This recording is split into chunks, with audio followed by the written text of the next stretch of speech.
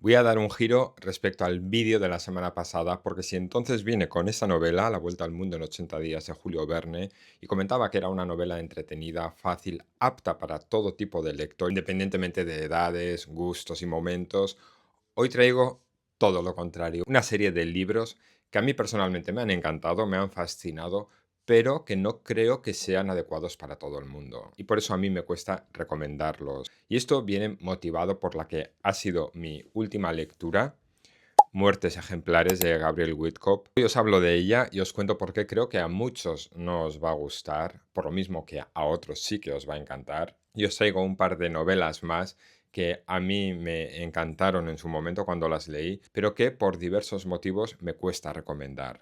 Quédate y te lo cuento. Esto es Palabra del Lector. Yo soy Alexander. Bienvenidos. A ver, yo descubrí a Gabriel Whitcomb, o mejor dicho, me la descubrieron el año pasado y así de un tirón me leí 4 de sus novelas, no muy largas, la verdad, que están publicadas por la editorial Cabaret Voltaire y dejé mis impresiones en algún vídeo que dejaré por aquí, por si lo queréis ver, donde comentaba por qué esta autora consiguió que me explotara la cabeza. Comentaba también en ese vídeo que quizás no empecé por el más apropiado porque su contenido era tan duro que entiendo que mucha gente lo abandone y lo deje atrás. Yo casi lo hago, pero mientras lo leía descubrí algo que me llamó mucho la atención y es la manera o el estilo que esta autora tiene de narrar. Y una manera de contar lo más desagradable del mundo con un estilo muy cuidado, refinado y estéticamente impecable. Y eso me enganchó y eso hizo que quisiera saber más sobre esta autora y quisiera leer más de lo que había escrito. Y mientras lo hacía, aparte de descubrir por qué esta mujer es tan especial, descubrí una de sus máximas que no puede ser más cierta. Y es que ella siempre decía que se puede escribir de cualquier cosa, pero que hay que saber cómo. Y yo creo que ella lo ha sabido hacer y aquí lo ha demostrado. Y dicho lo cual, paso al libro que yo acabo de leer de Gabriel Whitcomb, que junto a Serenísimo Asesinato es uno de los títulos de la autora que a mí más me han gustado. Y a pesar, como digo, a mí es una lectura que me ha fascinado, no creo que sea adecuada para todo el mundo. Por esto que comento a continuación. Este es un libro compuesto por 5 relatos y la temática de los 5 relatos gira en torno a la muerte. Y podéis pensar que la muerte es un tema en general muy abordado en literatura y que todos estamos más que acostumbrados a leer sobre ello. Pero lo peculiar en Gabriel Whitcomb es la aproximación que ella hace al propio proceso de morirse. No tanto como el final de una vida, como una tragedia, sino que a través de 5 estampas diferentes relacionadas con la muerte de un personaje,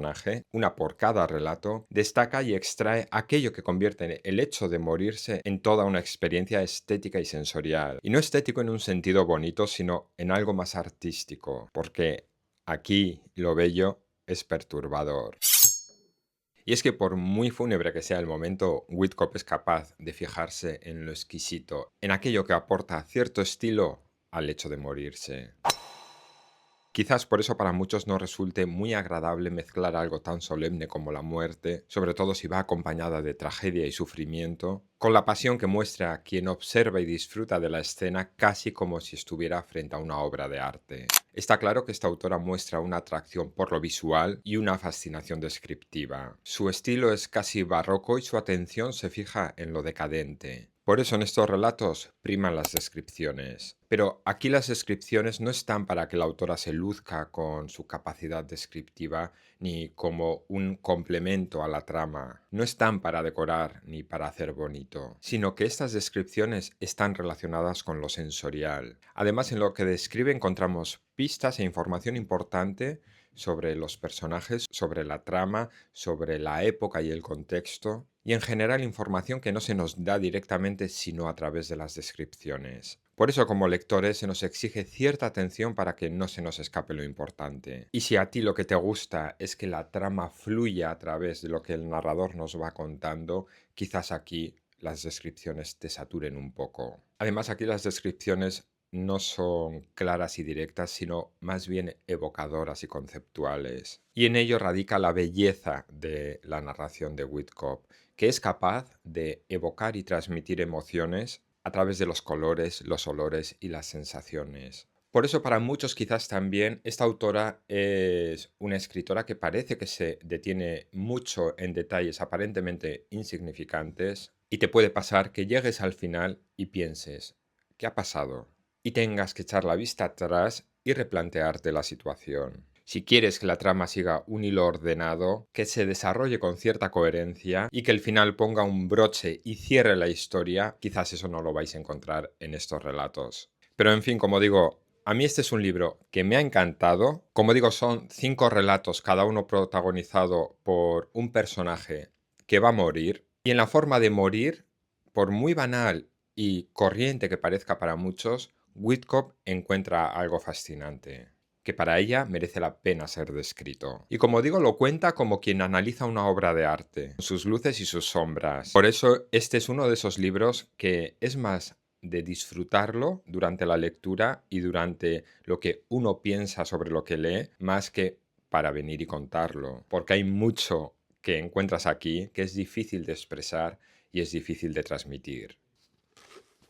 Hace unos 4 o 5 años leí este libro de aquí, Guerra y Guerra, de Laszlo Krasznahorkai, y creo que nunca he hablado de él por aquí porque me supone un libro complicado de recomendar. Yo reconozco que entré a ciegas en esta novela, no la conocía, me choqueó bastante al comienzo, me confundió, me costó centrarme. Lo bueno es que lo leí acompañado y el hecho de ir comentando y compartiendo impresiones según lo íbamos leyendo, yo creo que es lo que hizo que me centrara y me concentrara en su lectura, pero encontré algo que me enganchó pronto, porque aunque todo es muy extraño cuando comienzas a leer esta novela, a mínimo que seas un poco curioso, enseguida quieres saber qué pasa con este personaje y qué hay detrás de todo lo que va sucediendo. Y por encima de todo esto, uno descubre desde el principio que el estilo de este autor es bastante peculiar. Y es uno de esos libros que cuando lo terminas dices, wow, qué bien que no lo he abandonado, que he llegado al final, porque la lectura de Guerra y Guerra es toda una experiencia. Pero ojo,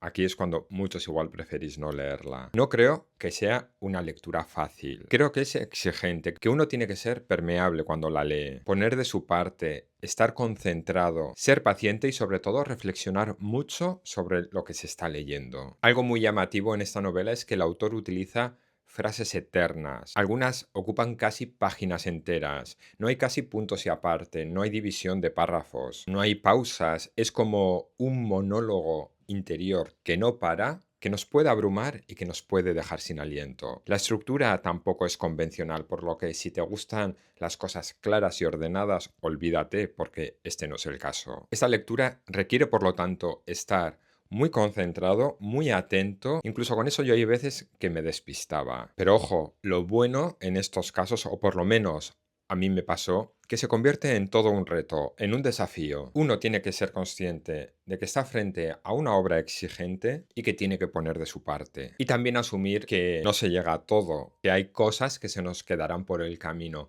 Por eso en este tipo de lecturas también es muy interesante luego poder compartir la experiencia con otros lectores o poder leer análisis que hayan hecho otros lectores, porque seguramente demos con información que a nosotros se nos haya pasado por alto. La trama en general no es complicada como tal, pero es verdad que tiene muchas capas y muchos matices. Nada más comenzar a leer nos encontramos con un hombre que quiere suicidarse, pero antes de hacerlo quiere llevar a cabo un cometido. Y es que en los archivos de una ciudad húngara ha descubierto un manuscrito cuyo contenido debe ser tan importante o tan especial o tan insólito que él quiere preservarlo. Quiere poner ese manuscrito a buen recaudo. Lo que se le viene a la cabeza es que debe viajar a Nueva York para tener acceso a Internet y subir este documento a una página web. Nosotros iremos detrás de este hombre durante su viaje, que no será fácil, le iremos conociendo un poco e iremos conociendo también algo sobre el contenido de este manuscrito. En fin,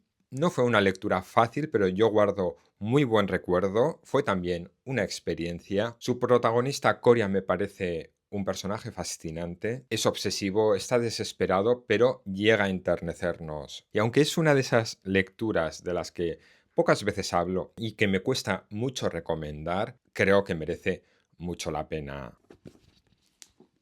Otra novela que me cautivó y que me encantó, que yo creo que leí hace 4 años ya, es Hielo de Anna Kavan. Esta lectura también supone un reto, no es fácil, es confusa, inquietante y su trama no es sencilla de seguir. De hecho, no hay una historia como tal, no lineal o no por lo menos entendida de una forma convencional. No tiene un narrador fiable, hay mucha simbología, tiene un trasfondo apocalíptico y requiere que estemos muy atentos a los detalles y con ello sacar nuestras propias conclusiones e interpretaciones. Y esto entiendo que no es algo que le apetezca a todo el mundo. Sin embargo, leerla es fascinante. Para empezar, es adictiva. Asistimos a una carrera contrarreloj y conocemos a unos personajes que no sabemos muy bien qué pensar de ellos. A ratos nos sentiremos hasta engañados. Pero para mí lo interesante mientras la leía fue parar y pensar, muy bien, aquí la autora nos quiere contar algo, quiere transmitir algo.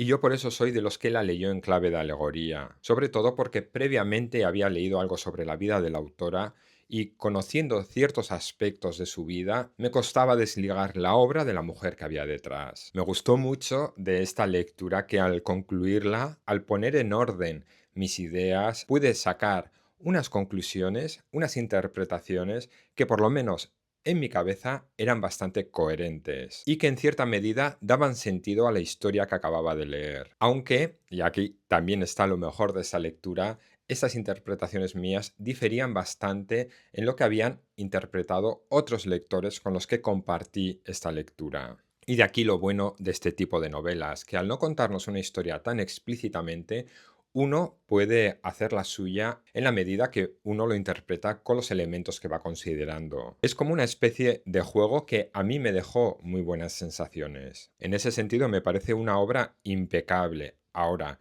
no es un título que yo recomiendo a todo el mundo. Y nada más, podría seguir con algún título más que me viene a la cabeza que representan lecturas que, aunque a mí me han encantado, por lo que sea no creo que sean adecuadas para un público masivo, sino para aquellos que quieran asumir cierta responsabilidad con la lectura. Así que voy a estar atento a los comentarios para que seáis vosotros quien me contéis vuestras experiencias y me digáis qué libros os han fascinado, pero que consideréis, sin embargo, no son adecuados para todo el mundo y no son de esos títulos, por lo tanto, que recomendéis muy a la ligera. Gracias, como siempre, si aún estáis por aquí, por haberme acompañado durante estos minutos. Nos vemos ya en un siguiente vídeo, donde también hablaremos de libros. Hasta luego.